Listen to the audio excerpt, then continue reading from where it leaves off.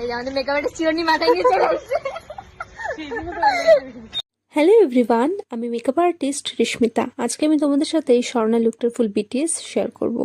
তো এখন বাজে সকাল প্রায় 8:30-9টা। আমি বেরিয়ে গেছি বাসের জন্য।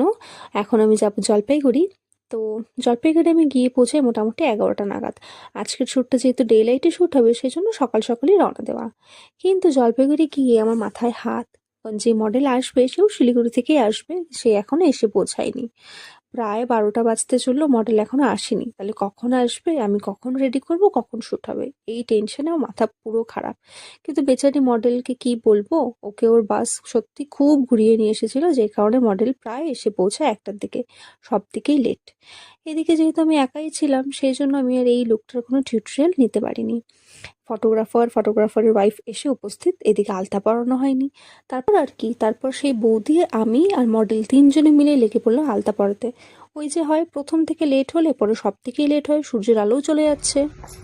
হ্যালো গাইস, আমাদের ডে লাইট শ্যুট, বাট এদিকে ডে লাইট অলরেডি চলে যাচ্ছে, সানডাউন হয়ে যাচ্ছে। কোনো ডে লাইট শ্যুট তো মনে হচ্ছে না, বাট চেষ্টা করব। এই যে আমাদের মেকআপ আর্টিস্ট চিরুনি মাথায় নিয়ে চলে আসছে। এই লুকের তো কোনো টিউটোরিয়াল তোমাদের সাথে শেয়ার করতে পারলাম না, তো এটাই দেখে নাও মডেলের ফুল লুকটা।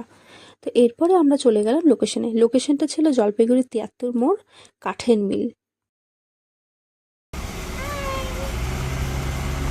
তারপর শুরু হয় আমাদের শ্যুট। অনেকদিন ধরে আমার একটা এরকম জায়গায় গিয়ে শ্যুট করানোর ইচ্ছা ছিল। ফাইনালি সেদিন আমি শ্যুটটা কমপ্লিট করাতে পারলাম। তো এদিকে শ্যুট হচ্ছিল, আমি গিয়ে মডেলকে বলে দিচ্ছিলাম যে আমার কীরকম কীরকম লুকস চাই, সেগুলো আমি বুঝিয়ে দিচ্ছিলাম। আর ফটোগ্রাফারও সেই হিসাবে তুলছিল, আমিও আবার গিয়ে গিয়ে দেখছিলাম যে কী করে কী করা যায়। মেকআপ আর্টিস্ট আর ফটোগ্রাফির গভীর আলোচনা হচ্ছে কিভাবে শ্যুটটা এক্সিকিউট করা যায়। তুমি মডেল একা দাঁড়িয়েছে। তো আমাদের যখন ওই ব্যাকগ্রাউন্ডে শ্যুট করা কমপ্লিট হয়ে যায়, তখন আমরা ব্যাকগ্রাউন্ড চেঞ্জ করতে নিই, আর দেখি একজনের বাড়ির সামনে কি সুন্দর এরকম ডালিয়া ফুলের বাগান। দেখো কত রং বেরঙিন ফুল, ফুলগুলো যেমন সুন্দর দেখতে, বাগানটাও কিন্তু খুব সুন্দর ছিল, মানে দেখেও চোখ আর মন জুড়িয়ে যায়। তো তারপর আমরা যখন এই ব্যাকগ্রাউন্ডে আসি, এখানে একটা সমস্যা কি হলো, দেখো কি পরিমাণে পিঁপড়ে। আর এই দেখে তো মডেলও ভয় পেয়ে গেছে। মডেল ভয় পেয়ে, শোনো একবার আমাদেরকে কি হুমকি দিচ্ছে মডেল। তো ধরো এইরকমই কিছু হুমকি, হাসি, মজা এগুলো চলতেই থাকে শ্যুটের মধ্যে। আসলে কি বলতো, শ্যুটের মধ্যে যদি একটু হাসি মজা না থাকে না, তাহলে সেই শ্যুটের মজাটাই থাকে না, সেটাকে না খুব প্রেশার বলে মনে হয়। হাসি মজা একটু করলে কিন্তু শ্যুটে যতই প্রেশার পড়ুক, সেটা প্রেশার বলে মনে হয় না।